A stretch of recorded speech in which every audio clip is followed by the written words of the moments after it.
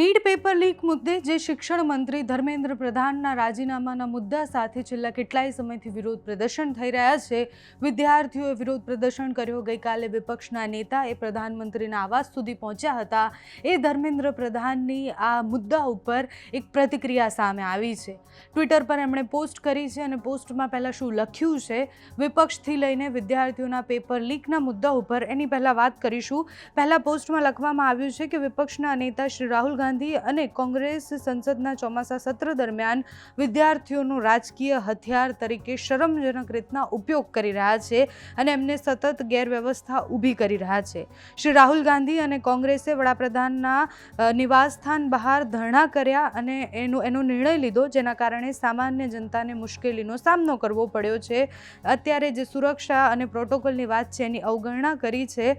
સાથે જ સરકારે નીટ સહિતના મુદ્દા ઉપર વિસ્તૃત ચર્ચા કરવા પોતાની સંપૂર્ણ તૈયારી વ્યક્ત કરી હોવા છતાં કોંગ્રેસે લોકશાહી અને ચર્ચા કરતા રાજકીય દેખાવાને પ્રાથમિકતા આપી છે. તેમનો હેતુ વિદ્યાર્થીઓની સમસ્યાનું સમાધાન લાવવાનું નહીં, પરંતુ એને રાજકીય ચર્ચા બનાવવાનો છે અને એમને ગેરમાર્ગે દોરવાનો છે. રાહુલ ગાંધી માટે આ મુદ્દો વિદ્યાર્થીઓનો નથી, પરંતુ ચર્ચાના તમામ વાસ્તવિક માર્ગ ખુલ્લા હોવા છતાં કૃત્રિમ એ ટકરાવ ઊભો કરવા માંગે છે. અમારી સરકાર નીટ મુદ્દે ચર્ચા કરવા અને સરકાર સંસદના ગૃહમાં યુવાનોની દરેક વ્યાજબી ચિંતાનો જવાબ આપવા માટે 100% પ્રતિબદ્ધ છે. ભારતના વિદ્યાર્થીઓ રાજકીય અભિયાનમાં માત્ર સાધન તરીકે ઉપયોગમાં લેવાઈ રહ્યા છે, જે ખૂબ ખોટું થઈ ગયું છે અને સન્માનના હકદાર છે. એ લોકો તેઓ અરાજકતા નહીં પરંતુ નિશ્ચિતતા માટે છે. માત્ર સૂત્રોચ્ચાર નહીં પરંતુ ઉકેલ, અને અવરોધ નહીં પરંતુ જવાબદારીઓના હકદાર છે. આ વાત એમણે લખી છે. આ બધું જ લખ્યું. એના નીચે છેલ્લે લખ્યું છે કે અમે અમારા વિદ્યાર્થીઓને માત્ર આક્રોશ નહીં પરંતુ સ્પષ્ટ જવાબો, જરૂરી સુધારાઓ અને જવાબદારીઓ આપવાના ઋણી છીએ. અમારી સરકાર આ તમામ બાબતો ઉપર અત્યારે વાત કરી રહી છે, ચર્ચા કરી રહી છે અને સંપૂર્ણપણે એ લોકોને જવાબ આપવા માટે અમે પ્રતિબદ્ધ છીએ. આ વાત ધર્મેન્દ્ર પ્રધાન દ્વારા લખવામાં આવી છે.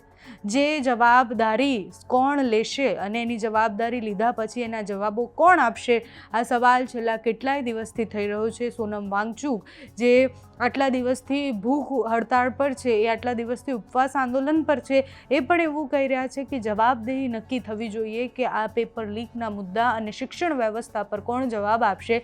ત્યારે ધર્મેન્દ્ર પ્રધાને લખી દીધું છે કે અમારી સરકાર એ પ્રતિબદ્ધ છે અને આ બધા જ વિષયો ઉપર જવાબ આપવા માટે તૈયાર છે.